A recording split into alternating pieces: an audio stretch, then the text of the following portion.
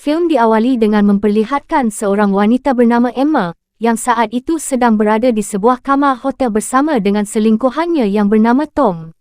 Tapi, entah kenapa, Emma terlihat seperti dihantui perasaan bersalah atas perselingkuhan tersebut. Emma lalu berkata kepada Tom bahawa dia harus segera pergi, kerana hari ini adalah hari ulang tahun pernikahan dia dengan suaminya. Tom yang mendengar itu tentunya tidak bisa melarang Emma untuk pergi, kerana dia sadar bahawa dirinya hanyalah selingkuhan Emma. Keesokan harinya saat di kantor suaminya, Emma menerima bunga ucapan ulang tahun pernikahan mereka. Dan ketika dia masuk ke ruang kerja suaminya, Emma tidak sengaja melihat berkas dirinya di atas meja dan berkas seorang perampok yang bernama Bobby yang dulu menganiayanya 11 tahun yang lalu. Emma yang melihat itu sempat terkejut.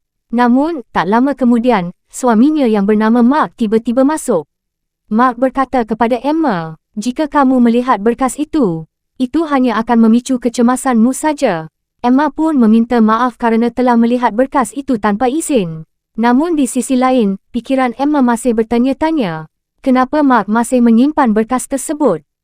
Singkat cerita, saat akan pulang, secara kebetulan, Tom juga masuk ke dalam lift yang sama dengan mereka. Yang perlu diketahui, Mark ini ternyata adalah atasan Tom, atau dengan kata lain, Emma selama ini telah berselingkuh dengan Tom, yang merupakan bawahan dari suaminya sendiri. Di dalam lift, Tom dan Mark saling mengobrol seperti biasa, yang seakan-akan tidak ada apa-apa di antara mereka. Tapi, tidak dengan Emma, yang terlihat panas dingin, kerana takut perselingkuhannya dengan Tom ketahuan oleh Mark suaminya. Malam harinya, Mark mengajak Emma makan malam romantis di restoran untuk merayakan ulang tahun pernikahan mereka. Mereka saling bertukar kado pernikahan. Mark memberikan kalung berlian mahal yang didesain khusus untuknya, sedangkan Emma memberikan sebuah tiket liburan ke suatu pulau. Tapi Mark menolaknya dan mengatakan bahawa dia sedang tidak ingin pergi. Kemudian, Mark pun langsung memakaikan kalung berlian mahal itu di leher Emma. Singkat cerita, saat di luar, Mark mengatakan bahawa dia memiliki satu hadiah lagi untuk Emma.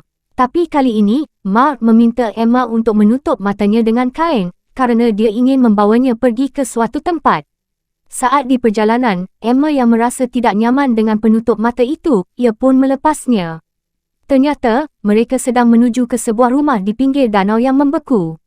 Mengetahui itu, Emma sempat merasa aneh, tapi Mark mengatakan bahawa tujuannya membawa Emma ke sebuah rumah itu adalah untuk menghidupkan kembali keharmonisan hubungan mereka dan untuk menciptakan kenangan indah di tempat itu. Setibanya di sana, Emma yang sengaja dibiarkan sendirian, menemukan sebuah kertas yang bertuliskan, "Aku selalu mencintaimu sampai maut memisahkan kita." Kemudian, Emma terus berjalan di atas lantai yang dipenuhi lilin, yang mengarahkannya menuju ke ruangan gelap tempat percetakan foto. Di dalam sana, Emma melihat ada banyak sekali foto kenangannya bersama Mark, dan semakin dalam Emma menelusuri ruangan itu, dia melihat secarik kertas di atas piringan hitam yang bertuliskan, "Mainkan Aku." Ternyata, itu adalah lagu kenangan mereka, yang membuat Emma terharu mendengarnya.